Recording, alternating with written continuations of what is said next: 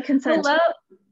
Hello. Oh, good. I love that. I'm glad you consent. That is very important. Always ask your friends before you record them. A friendly PSA from the Shed the Shame podcast. Hello, welcome back to episode 3. We are excited to have a special guest. If you are watching this on YouTube, you're seeing my hand gestures. If you are not, then you're only hearing it and it may be weird, but that's okay. We'll all introduce ourselves and we'll introduce our guest and we'll bring up our topic for today. So Aldrin, why don't you kick us off, talk about why we started this and what you do. So yes, I am Aldrin Sperber, the CEO and founder of Lady Box, an organic period subscription box. We are running the campaign Shed the Shame in support of, helping to remove taboo and shame surrounding periods, as well as supporting the work that WaterAid America does to bring clean water and sanitation to impoverished and marginalized communities in over 30 countries across the globe, and helping menstruators have something as basic as a clean toilet to go to take care of their lady business or their period stuff if you do not identify as a lady. So yeah, that's me, and that's Shed the Shame. Learn more at shedtheshame.co if you would like. How about you, Alex? Yay! Lady Box is just awesome, and I'm super excited that we're joining up for this podcast to bring you real and messy conversations about periods, cycles, everything in between. So you can definitely check us out on YouTube or wherever you listen to your favorite podcasts. And a little bit about me, I am the CEO of The Agenda Period, a planning system and app that helps folks use the 4 phases of their menstrual cycle to orient and organize their lives and business to maximize their productivity and feel badass because you are. And we've lived on average for 8 years of our lives. Nothing should make us feel shitty about ourselves, especially when it's freaking natural and normal and comes in many variations. A cliffhanger for our topic today. So we have our lovely first guest, Rina Jensen. Why don't you let the audience and the listeners know what you do and how you are here on this podcast? How did you get here? How did you arrive here? Well, hello, everybody. Thank you so much for having me. I'm Rina. I am a mental fitness and resilience coach. Yes. And what that means is I help you tap into your subconscious beliefs and instantly change them. And when I say instantly, I mean instantly. It's magic. It is magic. That sounds like some, real magic there. Awesome. I am full of magic. So how did I get here? So Alex and I have been friends for a couple years. Since 2018 is when we met. Yeah. Nice. And I'm a huge, huge supporter and advocate, and I will go so far as to say evangelist for the Agenda Period. Like tells everyone about it. I do. I do. I talk about periods. So I also started a women's business academy, and part of that academy is incorporating the Agenda Period into the program. So, I love that.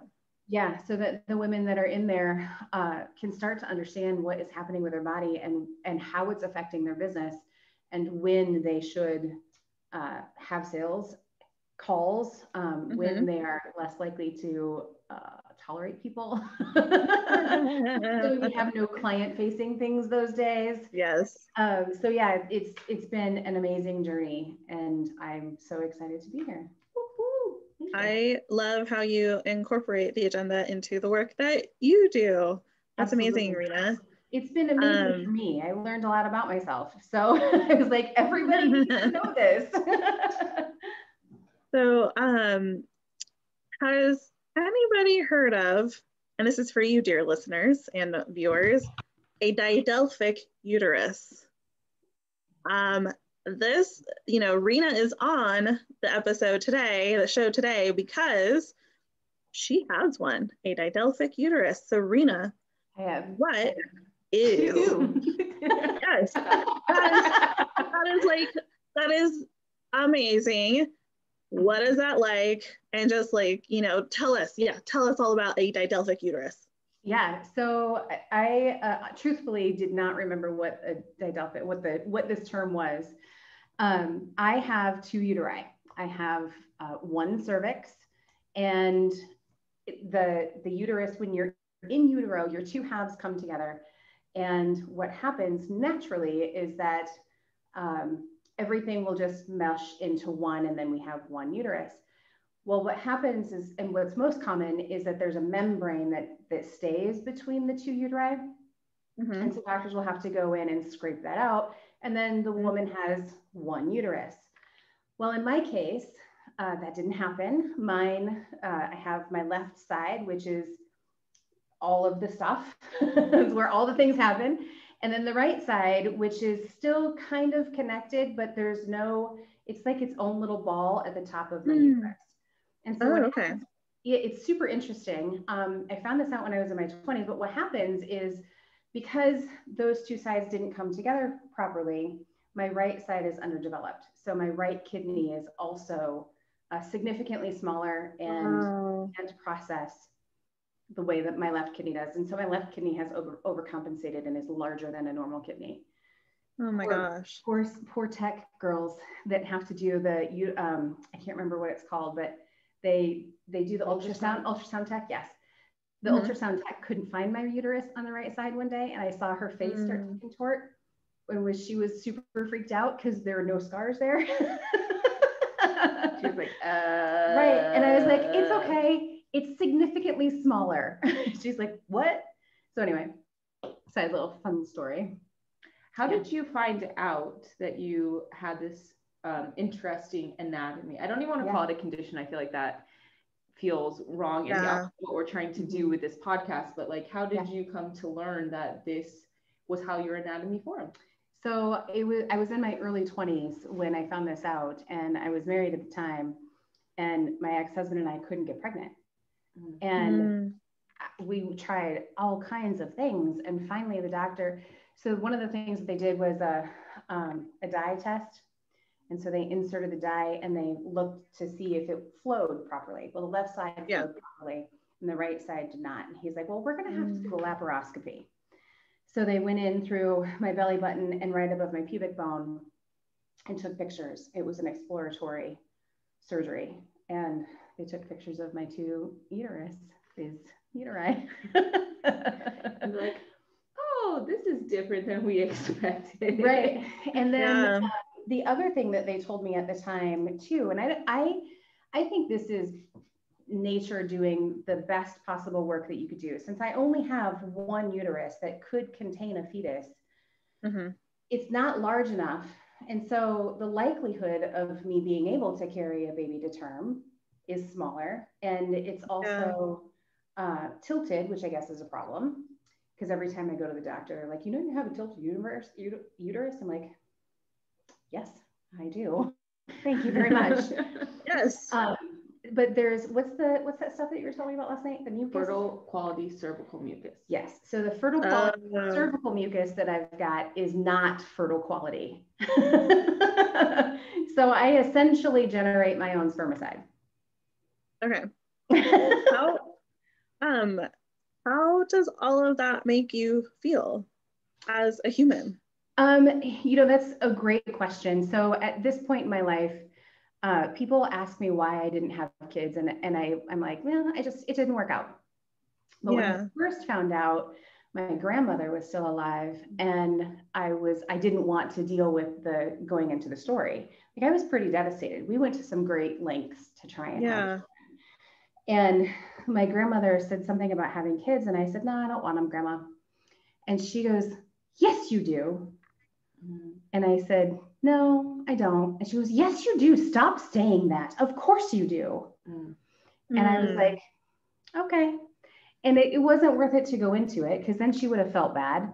And my grandma was a cute little lady. I didn't want to make her feel bad. And I didn't want to go into the story in front of my entire family at that time either. So it just, that took probably about a year to get over it.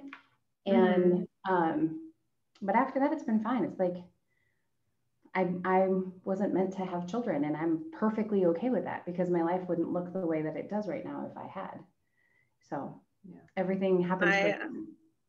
I'm slightly want to cry because I just think that's so beautiful, and like so vulnerable of you to share that. You know, it's uh, you're very brave, but also like I love that you're living your life the way that you want to, no matter what the circumstances are. So I just love that. I'm touched. Yeah. I am incredibly thankful at this point because my first husband and I it was not a good match. And I would have been tied to him for the rest of my life. Yeah. And that's not, I mean, that's a blessing, right? We could literally live separate lives and never have to communicate whatsoever. It's amazing how the universe works. Yeah. Well, yeah. Oh, is there more? There is. That might be a different podcast.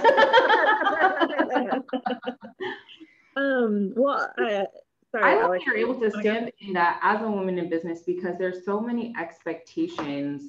And I think it's interesting for all entrepreneurs. There's so many expectations around what women can do or should do and where their value lies in society. And I got so like, as I was continuing to launch the Agenda Period, so many questions when people found out I was pregnant and almost expecting that there was no way I was going to be able to keep up with the capacity or like, they're like, but what's going to happen with your kids? I'm like, well, someone else will watch them when I'm working. Like men do when they're working. Someone else watches their kids, but men don't get asked that question. And so I love that you're able to just stand in the truth of that circumstance and like proudly just like create the life that you want without and shedding, as we love to talk about on this podcast, even those expectations, because you could have gone to even more dramatic lengths with that pressure of society to work hard and maybe having a child prematurely, or like there could have been other things. So I love that you were able to find your peace in that, regardless of all of the pressure. I even had the shots in my butt. Oh gosh. I did. Yeah. Did you do it could you reach and like do it yourself, or did you have your partner at the time do it for you?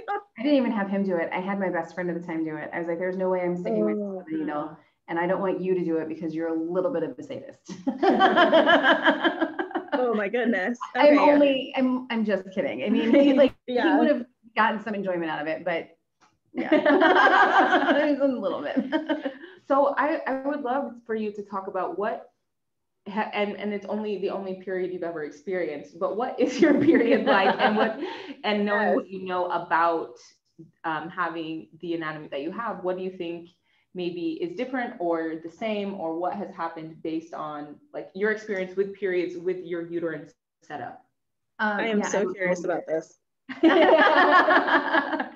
If you're listening and you have this same anatomy, we'd love to hear about your uterine experience and what menstruating has been like for you. But I'd love to hear about that. I honestly don't know any different. It's like asking someone that was born without an appendage if they what has been in their lives. We don't know any different. It's not anything that you can see. You would have no idea. It's one of those things when you have to go to a meeting and they're like, tell something about yourself that no one would expect. I'm like, I've got 2 uteruses. But as far as my period goes, I mean, I always thought it was irregular, but now looking back on it, I'm not sure that it was. And when we first met, I was like, I'm pretty sure I have an irregular period. And you're like, track it. I do not have an irregular period. My cycle is 21 days long, and that is crap. I would just want to say that. 21 days. Gosh. Yeah, almost exactly to the day. It's 3 weeks and maybe 2 or 3 days. Typically. Oh my gosh. 3 weeks and 2 days. Yes. Yes. What? I mean, so then do you still like have cramps and everything like that, or like what are the symptoms that you tend to have? There's nothing abnormal in that sense. Like I had endometriosis when they did the laparoscopy, they found that. Everything else, to my understanding, is exactly the same as anybody who has 1 uterus. Wow. 21-day cycle. That just like seems so insane. It's like, okay, I just like stopped bleeding and now I have to like start all over again. I don't even get like this extra, the regular 7 days to recover or whatever. I don't know. Yeah. I was on birth control for a very long time though, because I just wanted to make sure, like, one, I thought my periods were irregular. Two, I really enjoyed not having one.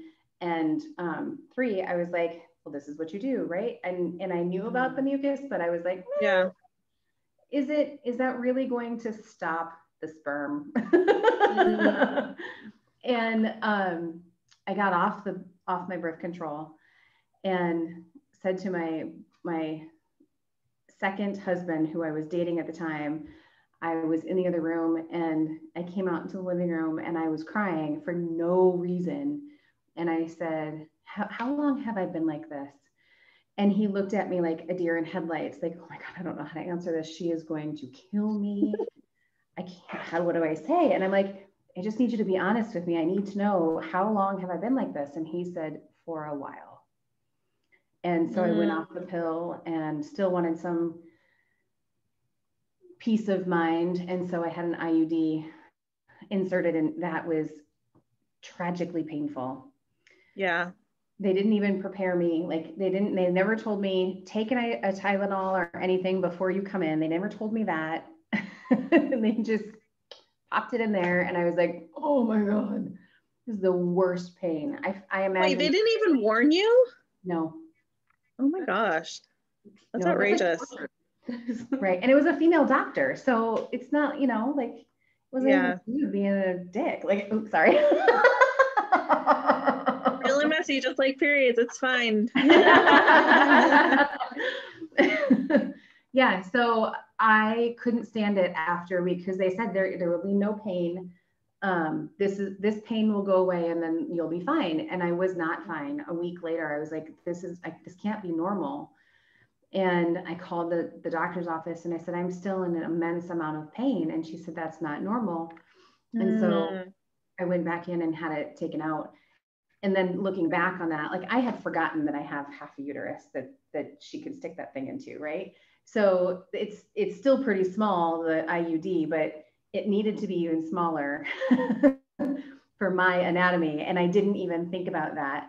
And looking back on that experience, that's why it was so painful, because it was too big for my uterus.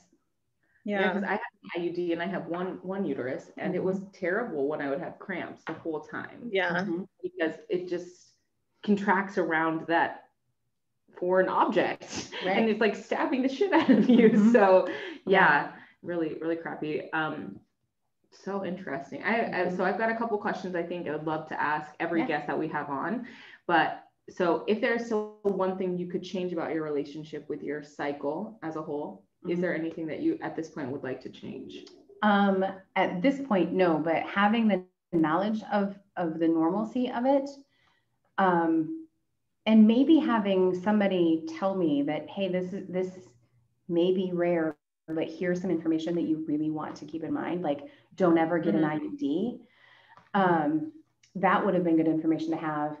At this point, understanding all of my emotions would have been extremely better and beneficial for many relationships earlier in my life.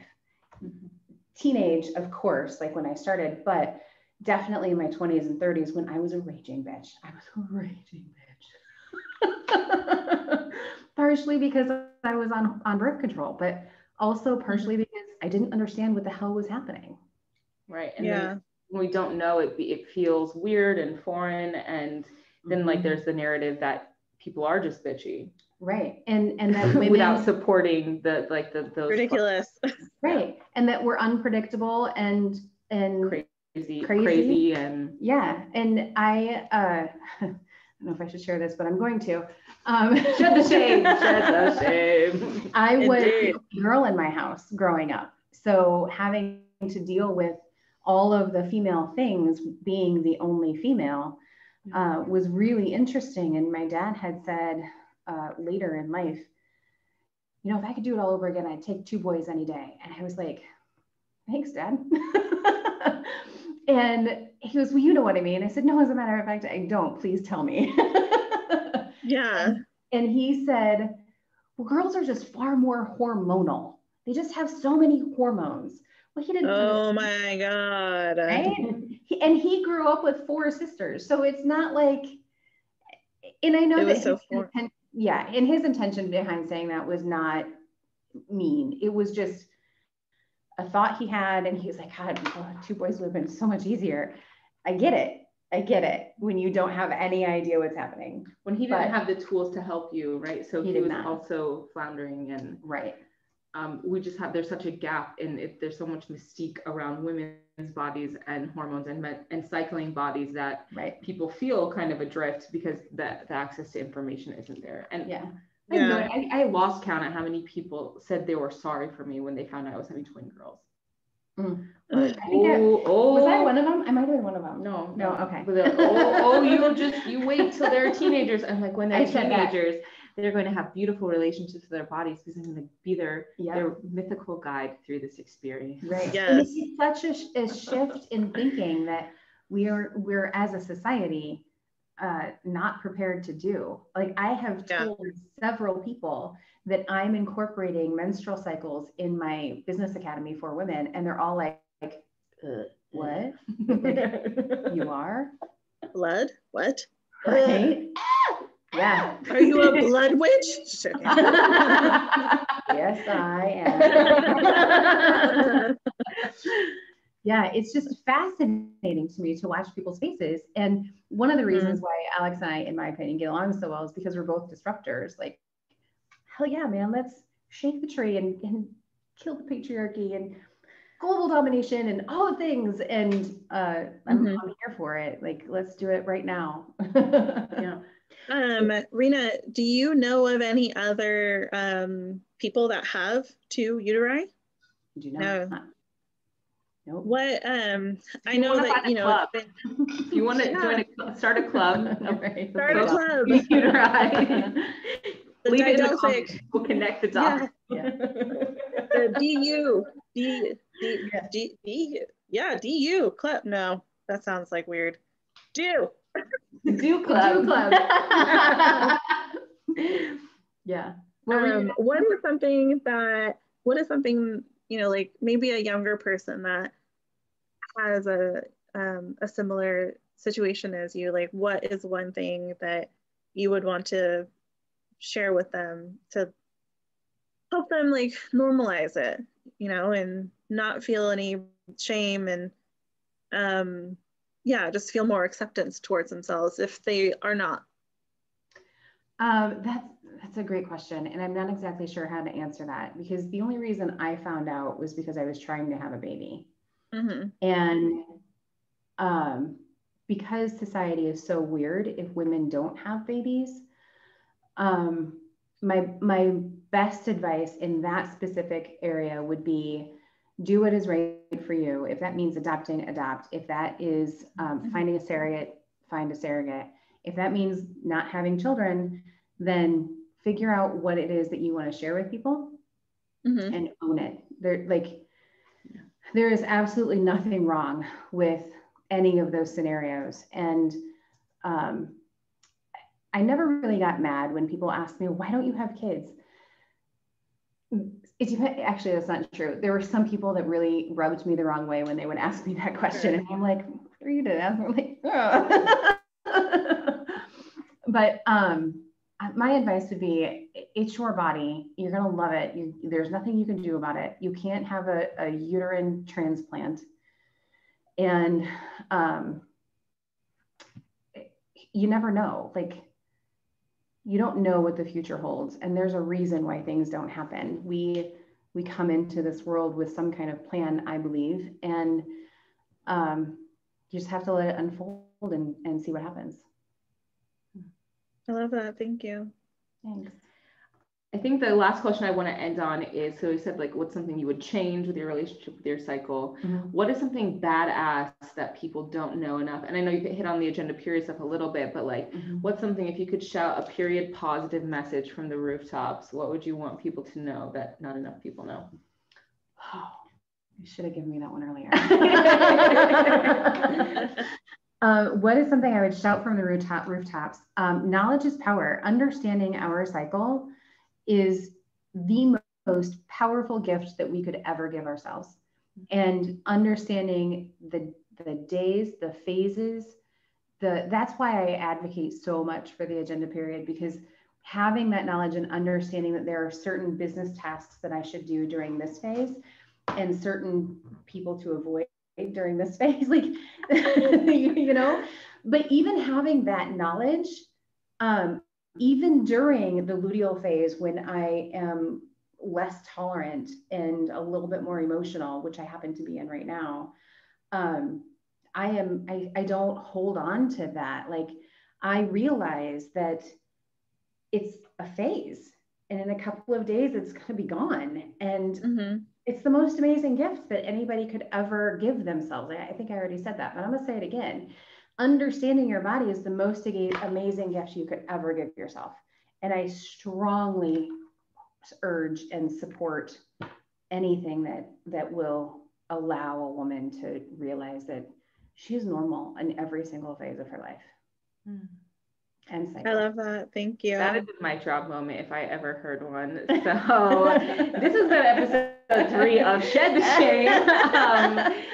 Just thank you for coming on. And if you are a listener who has a different arrangement of your anatomy, we would love to hear from you if you want to talk about it. All of these things are normal and welcome. And I think that really is the potency here. If we can just accept and love, we're not going to change it, so we may as well learn how to flow with it and work with it. So I think that's super duper important. So that's all I've got for you today. Anything else from you, Aljalyn, before we close up today?